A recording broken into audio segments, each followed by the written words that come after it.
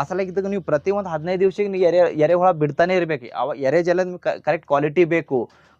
ಅಂದ್ರೆ ಇದು ನೀವು ಟಾಪ್ ಅಪ್ ಮಾಡ್ತಾನೆ ಬೇಕ್ರಿ. ಮಲ್ಟಿಪ್ಲೈ ಆಯ್ತು ಅಂತ ಬರೀ ಯಾರ್ದೇ ಕೇಳಿ ಈ ತರ ಮಾಡ್ತಾರಂದ್ರೆ ಅದು ರಿಸಲ್ಟ್ ಬರೋದಿಲ್ಲ. ಸಾಮಾನ್ಯವಾಗಿ ಯಾವ ತರ ಬರ್ಬೇಕ್ರಿ ಕಲರ್? ಈ ತರ ಕಲರ್ ಬರ್ತದೆ ನೋಡ್ರಿ. ಈ ತರ ರೆಡ್ ಪಿಂಕಿಶ್ ತರ ಈ ತರ ಕಲರ್ ಬರ್ತದೆ. ಇದು ಎರೆ ಹುಳುದು ಕಲರ್ ರೀ.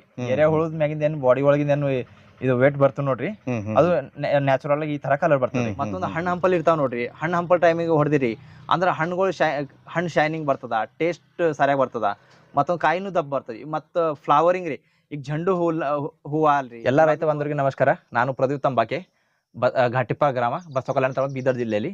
ಇದು ನಮ್ದು ಎರೆಜಲ ಘಟಕ. ಇದು ಎರೆಜಲ ಘಟಕ ಅದ. ಇದು ನಾವು ಎರೆಜಲ ಯಾವ ತರ ಮಾಡ್ತೇವೆ ಅದು ನಿಮ್ಗೆ ಹೇಳ್ಕೊಡ್ತೀನಿ. ಅಂದ್ರೆ ಡ್ರಮ್ ಅಲ್ಲೇ ಮಾಡೋದೇನ್ ಸರ್? ನಾವು ಡ್ರಮ್ ಅಲ್ಲೇ ಮಾಡ್ತೇವ್ರಿ. ನಾವು ಡ್ರಮ್ ಅಲ್ಲೇ ಮಾಡ್ತೇವೆ.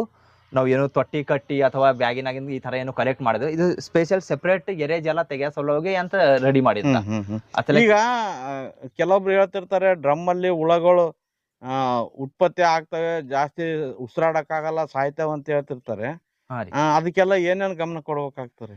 ಇದು ಆಕ್ಚುಲಿ ಹಂಗದ್ರಿ, ಇದ್ರೊಳಗೆ ಏನು ಹುಳಗಳು ಉತ್ಪತ್ತಿ ಏನಾಗ್ತಾವ, ಮಲ್ಟಿಪ್ಲೆಕ್ಷನ್ ಅಂತಾರ ಹೆಚ್ಚಿಗೆ ಆಗೋದಿಲ್ರಿ. ಆಗಿದ್ರು ನಮಗ್ ಗುರ್ತ ಆಗೋದಿಲ್ಲ. ಯಾಕಂದ್ರೆ ಇದು ವೆಂಟಿಲೇಷನ್ ಕಡಿಮೆ ಇರ್ತದ್ರಿ. ಇದು ಕೆಳಗಿಂದ ಮ್ಯಾಗಿನ ತನ ಎಲ್ಲ ಮುಚ್ಚಿಂದ ಟಾಪಿಗೆ ಇಷ್ಟೇ ಅದು ಓಪನ್ ಇರ್ತದ.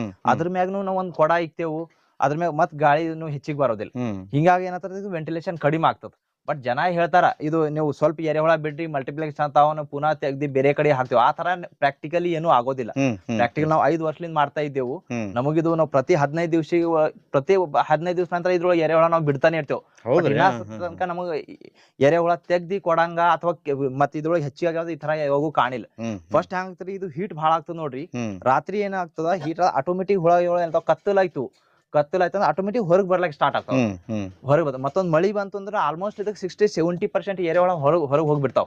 ಬಟ್ ಬರೀ ನೀರ್ ತೆಗ್ದಿರಿ, ಬರೀ ಒಳಗ್ ಮ್ಯಾಗ ನೀರ್ ಹಾಕ್ದಿರಿ, ಅದೇ ಎರೆ ಜಲ ಅಂತ ತೆಗ್ದಿರಲ್ಲ, ಅದಕ್ಕೆ ಏನು ರಿಸಲ್ಟ್ ಸಿಗಂಗಿಲ್ರಿ. ಆ ಸಲಕ್ಕೆ ಇದಕ್ಕೆ ನೀವು ಪ್ರತಿ ಒಂದು 15 ದಿವಸಕ್ಕೆ ನೀವು ಎರೆಹುಳ ಬಿಡ್ತಾನೆ ಇರ್ಬೇಕು. ಅವ ಎರೆ ಜಲ ಕರೆಕ್ಟ್ ಕ್ವಾಲಿಟಿ ಬೇಕು. ಅಂದ್ರೆ ಇದು ನೀವು ಟಾಪ್ ಅಪ್ ಮಾಡ್ತಾನೆ ಬೇಕ್ರಿ. ಮಲ್ಟಿಪ್ಲೈ ಆಯ್ತು ಅಂತ ಬರೀ ಯಾರ್ದೇ ಕೇಳಿ ಈ ತರ ಮಾಡ್ತಾರಂದ್ರೆ ಅದು ರಿಸಲ್ಟ್ ಬರೋದಿಲ್ರಿ. ನಾವು ಇದು ಹೆಂಗ ರೆಡಿ ಮಾಡೋದನ್ನು ಯಾವ ತರ ಹೇಳ್ಕೊಡ್ತೀನಿ. ನಮ್ ಮೊದಲಿಗೆ ಇಲ್ಲಿ ಆಲ್ಮೋಸ್ಟ್ 1 ಲೇಯರ್ ನೋಡ್ರಿ, ಇಲ್ಲಿ ದಪ್ ಕಲ್ ಹಾಕ್ತೇವ್ರಿ. ಈ ಟಂಗಿ ಅದು ಹಾಕ್ತೇವೆ, ದಪ್ ಕಲ್ ಹಾಕ್ತೇವೆ. ಆ ನಂತರ ಒಂದ್ 20 mm ಜಲ್ಲಿ ಹಾಕ್ತೇವೆ ಇಲ್ಲಿ. ಆ ನಂತರ ಉಸುಕ್ ಹಾಕ್ತೇವೆ. ಉಸುಕ್ ಹಾಕಿ ಆ ನಂತರ ಅಗ್ರಿಕಲ್ಚರ್ ಏನು ಎಷ್ಟಿದೆ ನೋಡ್ರಿ ಅದು ಮುಚ್ತೇವೆ. ಒಂದ್ ತರ ಲೇಯರ್ ತರ ಮಾಡ್ತೇವೆ. ಲೇಯರ್ ಮಾಡಿನ ಮ್ಯಾಗ ಅದ್ರ ಮ್ಯಾಗ ಇದು ಕೊಳತಿನ ಸಗಣಿ ಇರ್ತದ ನೋಡ್ರಿ. ಆಲ್ಮೋಸ್ಟ್ ಒಂದ್ 60 days ಅಂದ್ರೆ 2 ತಿಂಗಳು ಅದದು ರೀ. ಕೊಳತಿನ ಸಗಣಿ ಏನಿರ್ತದ ಅದು ಇದ್ರೊಳಗೆ ಫಿಲ್ ಮಾಡ್ತೇವೆ. ಎಷ್ಟು ಪ್ರಮಾಣ ಹಾಕ್ತಿರಿ ಸರ್ ಸಗಣಿ?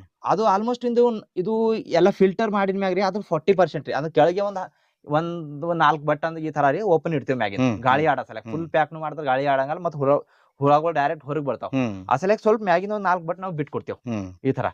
ಇದು ಮತ್ತೆ ಇಲ್ಲಿ ಏನ್ ಕಸ ಕಡ್ಡಿ ಹಾಕ್ತೇವೆ ನೋಡ್ರಿ, ಅದ್ರ ರೀಸನ್ ಏನದ ಅಂದ್ರ ಎರೆಹುಳ ಡೈರೆಕ್ಟ್ ಆ ಮಣ್ಣಿನಾಗ ಸೇರ್ಕೊಂಡು ಕೆಳಗ್ ಬರ್ಬಾರ್ದು.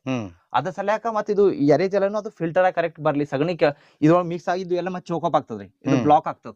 ಬ್ಲಾಕ್ ಆಗಬಾರ್ದಂತ ಅದು ನಾವು ಕಸ ಕಡ್ಡಿನೂ ಹಾಕ್ತೇವೆ ಸ್ಟಾರ್ಟಿಂಗ್. ಅದು ಫಿಲ್ಟರ್ ಮಾಡೋದ್ ಮೇನ್ ರೀಸನ್ ಅದು ರೀ.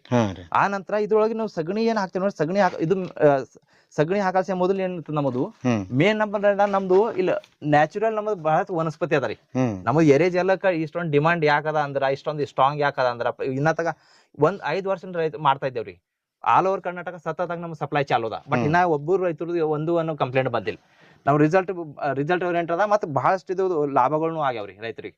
ನಮ್ಮಲ್ಲಿ ಇಲ್ಲೇ ಬಾಜುದಾಗ ಗುಡ್ಡ ಅದ ರೀ, ಇಲ್ಲಿ ನಮ್ಮ ಹೊಲಕ್ ಹತ್ತೆ. ಆ ಸಲಾಕಿ ಈಗ ಬೇವಿನ ತಪ್ಪಲಾಗ್ರಿ, ಗ್ಲಿರ್ಸಿಡಿ ಆಗ್ಲಿ, ಮತ್ತ ಏನಂತೇವಿ ಪತ್ರಿಯಲ್ಲಿ ರೀ, ಬನ್ನಿ ತಪ್ಪಲ, ಲಕ್ಕಿ ತಪ್ಪಲ, ಎಕ್ಕಿ ತಪ್ಪಲ, ಈ ತರ ಬಹಳಷ್ಟು ಬೇರೆ ಬೇರೆ ನಾವು ತಪ್ಪಲ್ಗಳು ಇದ್ರೊಳಗೆ ಬಳಸ್ತೇವ್ರಿ. ಅದ್ರ ಸಲಾಗಿ ಇದು ಬಹಳಷ್ಟು ಎರೆಜಲ ಮಾಡ್ತಾರ, ಬಹಳಷ್ಟು ರೈತರು ಎರೆಜಲ ಮಾಡ್ತಾರ. ಬಟ್ ಯಾರ ಜೊತೆನೂ ನೀವು ಚೆಕ್ ಮಾಡಿ ನೋಡಿದಿರಿ ಅದ್ರ ಅವ್ರ ಎರೆಜಲಕ್ಕ ನಮ್ ಎರೆ ಬಹಳ ಡಿಫ್ರೆನ್ಸ್ ಬರ್ತದೆ. ಇವನ್ ರಿಸಲ್ಟ್ ದಾಗ್ನು ನೋಡ್ರಿ, ಮತ್ತ ಕ್ವಾಲಿಟಿನೂ ನೋಡ್ರಿ ನೀವು. ಮತ್ತೆ ಯಾವ್ದೇ ತರ ಮಿಕ್ಸ್ ಆ ತರ ಇರೋದಿಲ್ಲ. ಅಸಲ ಈಗ ಹಸಿ ಕಸ ಒಣ ಕಸ ಹಾಕ್ತಾರಲ್ರಿ, ಇಲ್ರಿ ನಾವು ಹಸಿ ಕಸ ಒಣ ಕಸದಾಗ ಆ ತರ ಏನ್ ಮಾಡ್ರಿ, ಇದು ಏನ್ ತಪ್ಪಲಿರ್ತೇವೆ ನೋಡ್ರಿ, ಇದಕ್ಕೆ ಒಣಗಿಸನು ಹಾಕ್ತೇವು, ಇದು ಹಸಿನೂ ಹಾಕ್ತೇವ್ರಿ. 2 ಪ್ರಾಡಕ್ಟ್ ಅದ್ರದ್ದು ಅವು ಸಗಣಿದು ಪರ್ಸೆಂಟೇಜ್ ಒಳಗ ಬೇವಿನ ತಪ್ಪಲ್ ಎಷ್ಟ್ ಹಾಕ್ಬೇಕು, ಮತ್ತ ಏನಂತ ಲಕ್ಕಿಯಲ್ಲಿ ಎಷ್ಟ್ ಹಾಕ್ಬೇಕು, ಆ ಪ್ರಮಾಣದಾಗ ಎಲ್ಲ ಹಾಕ್ತೇವ್ರಿ. ಅದ್ರ ಸಲುವಾಗಿ ಇದು ನಮ್ ರಿಸಲ್ಟ್ ಬಹಳ ಸರಿಯಾಗಿ ಬರ್ತದೆ. ಈಗ ಆತರ ಎಲ್ಲ ಫಿಲ್ ಮಾಡಿದ್ಮೇಲೆ ನೆಕ್ಸ್ಟ್ ಪ್ರೊಸೆಸ್ ಏನಿರ್ತದೆ ಸರ್? ನೆಕ್ಸ್ಟ್ ಅದು ಎಲ್ಲ ಫಿಲ್ ಮಾಡ್ತೇವ್ರಿ. ಆ ನಂತರ ಸಗಣಿ ಹಾಕ್ತೇವು. ಅದಕ್ಕೆ ಸ್ವಲ್ಪ ಮತ್ ಪುನಃ ನೀರ್ ಹೊಡಿತೇವ್ರಿ ಮ್ಯಾಗ. ನೀರ್ ಹೊಡೆದಿ ಇದ್ರೊಳಗಿದ್ದ ಮಿಥೇನ್ ಗ್ಯಾಸ್ ಏನಿರ್ತದೆ ಹೀಟ್ ಇರ್ತದೆ, ಹೀಟ್ ಹೋಗಂಗ್ ಎಲ್ಲಾ ನೋಡ್ತೇವೆ. ಎಷ್ಟ್ ದಿನ ಹೋಗ್ತದ್ರಿ ಇದು ಆಲ್ಮೋಸ್ಟ್ ನಾವು ಇದು ಫಿಲ್ ಮಾಡ್ತೇವ್ರಿ. 10 ದಿವ್ಸ ನಾವು ನೀರ್ ಹಾಕಂಗಿಲ್ರಿ. ಅದು ಸ್ವಲ್ಪ ಸಿಂಪಡಿಸ್ತೇವೆ ಸಿಂಪಡಿಸಿ ಬಿಟ್ ಕೊಡ್ತೇವ್. ಸ್ವಲ್ಪ ಸಿಂಪಡಿಸಿ 10 ದಿನ ಬಾದ ಆಲ್ಮೋಸ್ಟ್ ತಂಪ್ ಆಗ್ತದೆ ನೋಡ್ರಿ. ಕೈ ಯಾಕೆ ನೋಡ್ತೇವೆ, ಮತ್ತೆ ಎರೆಹುಳ ಬಿಡ್ತೇವು. ಎರೆಹುಳ ಬಿಟ್ಟಿನ ಮ್ಯಾಗ ಅವಾಗ ನಾವು ಒಂದ್ 2 ದಿವ್ಸ ಬಿಟ್ಟು ಅವಾಗ ಸ್ವಲ್ಪ ನೀರ್ ಸ್ಟಾರ್ಟ್ ಮಾಡ್ತೇವೆ. ಈ ತರ ಮಾಡಿ ಆಲ್ಮೋಸ್ಟ್ 1.5 ತಿಂಗಳು ನಾವು ಇಡ್ತೇವೆ ಹಿಂಗೆ. ಅಂದ್ರೆ ಡೈಲಿ ಆ ನಂತರ 10 ದಿವ್ಸ ನಂತರ ಡೈಲಿ ನಾವು ಮತ್ತೆ ಪ್ರತಿ ಡ್ರಮ್ದಾಗ 2 ಲೀಟರ್ 3 ಲೀಟರ್ ಈ ತರ ಎರೆಜಲ ಬಿಡ್ತೇವೆ. ಅಂದ್ರೆ ಪರ್ ಡ್ರಮ್ ಮಿನಿಮಮ್ 5 ಕಿಲೋ ಎರೆಹುಳ ಬಿಡ್ತೇವೆ ನಾವು ಇದ್ರೊಳಗೆ. ಒಂದೊಂದ್ ಡ್ರಮ್ ಮಿನಿಮಮ್ ಸ್ಟಾರ್ಟಿಂಗ್ 5 ಕೆಜಿ ಬಿಡ್ತೇವೆ. ಮತ್ತೆ ಆ ನಂತರ ಒಂದ್ 15 ದಿವ್ಸಿಗೆ ಅದು ನಾವು ಪುನಃ 1 ಕೆಜಿ ಅರ್ಧ ಕೆಜಿ ಒಂದೊಂದ್ ಸರಿ ನಮ್ಗೆ ಹೆಚ್ಚಿಗೆ ಎರೆಹುಳ ತಂದ್ರೆ ಹೆಚ್ಚಿಗೆ ಬಿಡ್ತಾನೆ ಇರ್ತೇವೆ. ಯಾಕಂದ್ರೆ ನಾವು 1.5 ತಿಂಗಳ ನಂತರ ಇದು ಏನ್ ಗೊಬ್ಬರ ಪೂರಾ ರೆಡಿ ಆಗಿಂದ ಇರ್ತದೆ ನೋಡ್ರಿ. ತೆಕ್ಕೋಲಕ್ ಹೋದೇವ್ ಅಂದ್ರೆ ಅದು ಹಾರ್ಡ್ಲಿ ನಾವು 5 ಕೆಜಿನೇ ಬಿಟ್ಟು ಹಾಕಿರಿ. ಆಮೇಲೆ ಇದು ಎಲ್ಲಾ ರೆಡಿ ಆಗಿದೆ ಅಂತ ತೆಗ್ದೇವ್ರಿ. ಆದ್ರೂ ಅರ್ಧ ಕೆಜಿನೂ ಎರೆಹುಳ ಸಿಗಂಗಿಲ್ಲ. ಅದ್ರ ಸಲುವಾಗಿ ನಾವು ಪ್ರತಿ 15 ದಿವ್ಸಕ್ಕೆ ಇದ್ರೊಳಗೆ ಎರೆಹುಳ ಹಾಕ್ತಾನೆ ಇರ್ತೀವಿ. ಅದ್ರ ಸಲುವಾಗಿ ನಮ್ಗೆ ಎರೆಜಲದ ಕ್ವಾಲಿಟಿ ಅದ ನೋಡ್ರಿ, ಅದು ಸರಿಯಾಗ್ನೂ ಬರ್ತದೆ. ಈಗ ಒಂದ್ಸತಿ ಎಲ್ಲಾ ಮೆಟೀರಿಯಲ್ ತುಂಬಿಸಿ ಎರೆಜಲ ಪ್ರಾಸೆಸ್ ರೆಡಿ ಆದ್ಮೇಲೆ ಎಷ್ಟ್ ದಿನದವರೆಗೂ ಎರೆಜಲ ತೆಗಿತೀರಿ ಸರ್? ಆಲ್ಮೋಸ್ಟ್ 1.5 ತಿಂಗಳು. 1.5 ತಿಂಗಳು ಆದ್ಮೇಲೆ ಸರ್ ಅದನ್ನ ಇದು ಈ ತರ ಎಲ್ಲಾ ಗೊಬ್ಬರ ರೆಡಿ ಆಗ್ತದ ನೋಡ್ರಿ. ಈಗ ಈ ತರ ಎಲ್ಲಾ ಗೊಬ್ಬರ ರೆಡಿ ಆಗ್ತದ. ಈ ತರ ಗೊಬ್ಬರ ರೆಡಿ ಆಗ್ತದ. ಇದೆಲ್ಲ ಗೊಬ್ಬರ ತೆಕ್ಕೋತೇವ್. ಗೊಬ್ಬರ ತೆಕ್ಕೊಂಡಿ ಇದು ಎಲ್ಲ ಸೋಸ್ಕೋತೇವ್. ಪುನಃ ಮತ್ ಇದ್ರೊಳಗೆ ಏನ್ ಮಾಡ್ತೇವ್, ಪುನಃ ಮತ್ತೆ ಇದಕ್ಕೆ ರಿಫಿಲ್ ಮಾಡ್ತೇವ್. ಮತ್ ಸಗಣಿ ಹಾಕೋದು ಮತ್ ಕಸ ಕಡ್ಡಿ ಎಲ್ಲ ಹಾಕೋದು ಮತ್ ಸೇಮ್ ಪ್ರೊಸೆಸ್ ಮತ್ ಪುನಃ ಸ್ಟಾರ್ಟ್ ಮಾಡ್ತೇವ್. ಈ ತರ ರೀ ನಾವು ಆಲ್ಮೋಸ್ಟ್ ನಮಗೆ ಒಂದ್ 10-12 ಬ್ಯಾರಲ್ ಡ್ರಮ್ ಅವರಿ. ಅದ್ರಾಗ 4 ಡ್ರಮ್ ನಾವು ಸೆಟಪ್ ಮಾಡ್ತೇವ್. ಅಂದ್ರೆ ರೆಗ್ಯುಲರ್ ನಮಗೆ ಈ ತರ ಎರೆಜಲ ರೆಗ್ಯುಲರ್ ಸಿಗ್ಬೇಕು. ಆಲ್ಮೋಸ್ಟ್ ತೆಗ್ದಿಂದ ಈ ತರ ಅಲ್ಲಿ ಡ್ರಮ್ ಇಕ್ಕಿದೇವು. ಅದ್ರೊಳಗೆ ಸ್ಟಾಕ್ ಮಾಡ್ತಾ ಇರ್ತೇವೆ. ಪ್ರತಿ 2-3 ದಿವ್ಸ 4 ದಿವ್ಸನಾಗ ಅದು ಹೋಗ್ತಾನೆ ಇರ್ತದೆ. ಈಗ ಒಂದು ಡ್ರಮ್ ಇಂದ ಸರಾಸರಿ 1.5 ತಿಂಗಳದಾಗ ಎಷ್ಟು ಎರೆಜಲ ತೆಗಿಬಹುದ್ರಿ? ಸರಾಸರಿ ಎವರೇಜ್ ಅಂದ್ರೆ 2-3 ಲೀಟರ್ ಪರ್ ಡೇ ತೆಗ್ತೇವ್ರಿ. ಆ ಲೆಕ್ಕಲೆ ಆಲ್ಮೋಸ್ಟ್ ಒಂದು ನೋಡ್ರಿ ಒಂದು 60 ಲೀಟರ್ 90 ಲೀಟರ್ ತನಕ ತೆಗ್ತೇವ್ರಿ. ಒಂದು ಎವರೇಜ್ ರೀ. ಹೆಚ್ಚ ಕಡಿಮೆ ಅಷ್ಟು ಆಗ್ತದ್ರಿ. ಸರ್ ಇದನ್ನ ಯಾವ ರೀತಿ ಮಾರಾಟ ಮಾಡ್ತೀವಿ? ನಾವು 50 ರೂಪಾಯಿ ಲೀಟರ್ ಕೊಡ್ತೇವೆ. ಆಲ್ ಓವರ್ ಕರ್ನಾಟಕ, ಆಂಧ್ರ, ತೆಲಂಗಾಣ ಎಲ್ಲಿ ಬೇಕಾದ್ರೂ ಕಳ್ಸ್ತೇವೆ. 50 ರೂಪಾಯಿ ಲೀಟರ್ ಇನ್ಕ್ಲೂಡಿಂಗ್ ಟ್ರಾನ್ಸ್ಪೋರ್ಟೇಷನ್ ರೀ. ಟ್ರಾನ್ಸ್ಪೋರ್ಟ್ ಸೇರಿಸಿ 50 ರೂಪಾಯಿ ಒಳಗೆ ಕೊಡ್ತೇವ್ರಿ.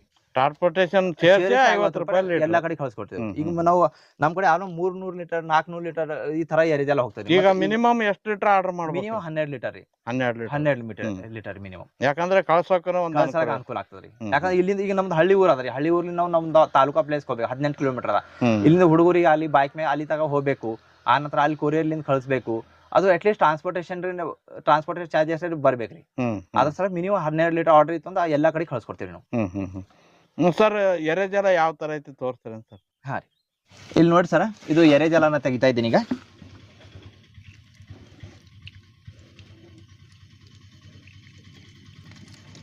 ಇದು ಕಲರ್ ನೋಡ್ರಿ.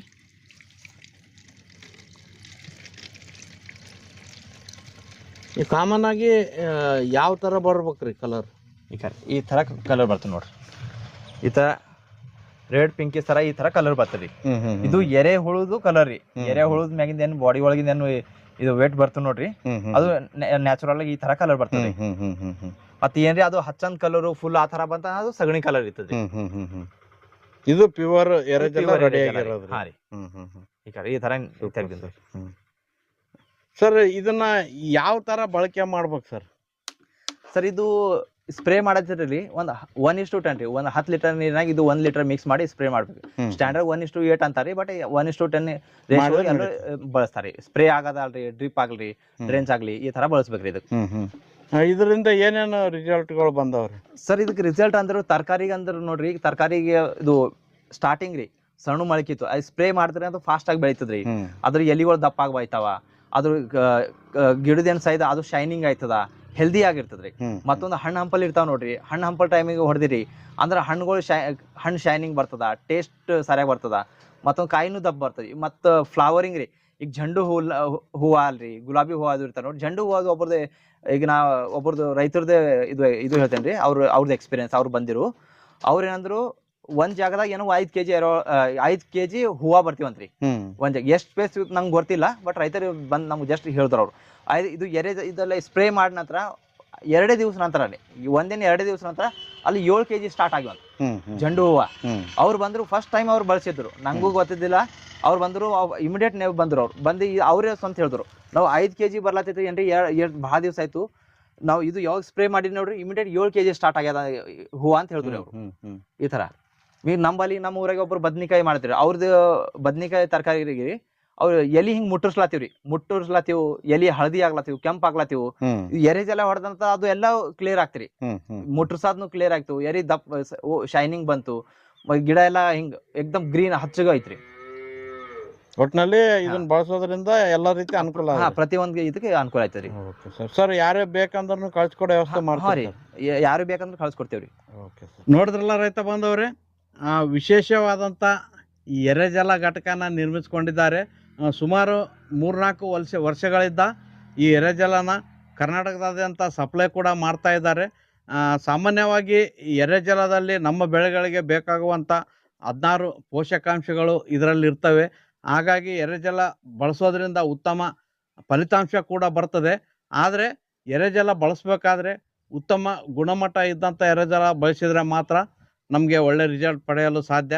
ಹಾಗಾಗಿ ಒಂದು ನಂಬಿಕೆಯಿಂದ ವಿಶೇಷ ರೀತಿಯಲ್ಲಿ ಎರೆಜಲನ ತಯಾರು ಮಾಡಿ ರೈತರಿಗೆ ಕೊಟ್ಟು ಅದರಿಂದ ರಿಸಲ್ಟ್ ಕೂಡ ಕಂಡಿದ್ದಾರೆ. ಹಾಗಾಗಿ ಇವರು ತಯಾರಿಸುವಂಥ ಎರೆಜಲ ಉತ್ತಮವಾಗಿರ್ತದೆ. ಅದರಲ್ಲೂ ಕೂಡ ವಿಶೇಷವಾಗಿ ಈ ಎರೆಜಲಕ್ಕೆ ನಾವು ಸಗಣಿ ಗೊಬ್ಬರದ ಜೊತೆಗೆ ಕಸ ಕಡ್ಡಿಗಳನ್ನು ಸೇರಿಸ್ಬೇಕಾಗ್ತದೆ. ಹಸಿ ತ್ಯಾಜ್ಯ ಒಣ ತ್ಯಾಜ್ಯನೂ ಸೇರಿಸ್ತಾರೆ. ಅದನ್ನು ಇವರು ಹಸಿ ತ್ಯಾಜ್ಯ ಮತ್ತು ಒಣ ತ್ಯಾಜ್ಯನ ಎಕ್ಕೆ ಎಲೆ, ಲಕ್ಕಿ ಎಲೆ ಮತ್ತು ಬೇವಿನ ಎಲೆ ಮತ್ತು ಗ್ಲಿರಿಸಿಡಿಯಾ, ಈ ರೀತಿ ಪತ್ರಿ ಎಲೆ, ಈ ರೀತಿ ವಿಶೇಷವಾದಂಥ ಔಷಧೀಯ ಗುಣ ಇರುವಂಥ ಎಲೆಗಳು ಇವರ ಪಕ್ಕದಲ್ಲೇ ಗುಡ್ಡ ಇದೆ, ಅಲ್ಲಿಂದ ತಂದು ಒಣಗಿಸಿ ಒಣ ಎಲೆನೂ ಅದನ್ನೇ ಕೊಡ್ತಾರೆ, ಜೊತೆಗೆ ಹಸಿ ಎಲೆನೂ ಕೂಡ ಅದನ್ನೇ ಕೊಡ್ತಾರೆ. ಹಾಗಾಗಿ ಇನ್ನಷ್ಟು ಉತ್ಕೃಷ್ಟವಾಗಿ ಔಷಧೀಯ ಗುಣವುಳ್ಳಂಥ ವಿಶೇಷವಾದಂಥ ಎರೆಜಲ ಇವ್ರ ಹತ್ರ ತಯಾರಾಗ್ತದೆ. ನಿಮಗೂ ಕೂಡ ಈ ವಿಶೇಷವಾದಂಥ ಎರೆಜಲ ಬೇಕಾದರೆ ಸಂಪರ್ಕ ಮಾಡಿರಿ, ಇದನ್ನು ತರಿಸ್ಕೊಳ್ರಿ, ಒಳ್ಳೆ ರಿಸಲ್ಟ್ ಪಡ್ರಿ ಅಂತ ಹೇಳ್ತಾ ಈ ವಿಡಿಯೋನ ಸುಮಾರು ಜನ ರೈತರಿಗೆ ಶೇರ್ ಮಾಡಿರಿ. ಮತ್ತು ನನ್ನ ಚಾನಲ್ನ ಹೊಸದಾಗಿ ನೋಡ್ತಾ ಇರೋರು ನನ್ನ ಚಾನಲ್ನ ಸಬ್ಸ್ಕ್ರೈಬ್ ಮಾಡ್ರಿ ಅಂತ ಹೇಳ್ತಾ ಮುಂದಿನ ವಿಡಿಯೋದಲ್ಲಿ ಇನ್ನೆಚ್ಚಿನ ಮಾಹಿತಿಯೊಂದಿಗೆ ನಿಮ್ಮ ಮುಂದೆ ಬರ್ತೇನೆ. ಅಲ್ಲಿವರೆಗೂ ನಮಸ್ಕಾರ.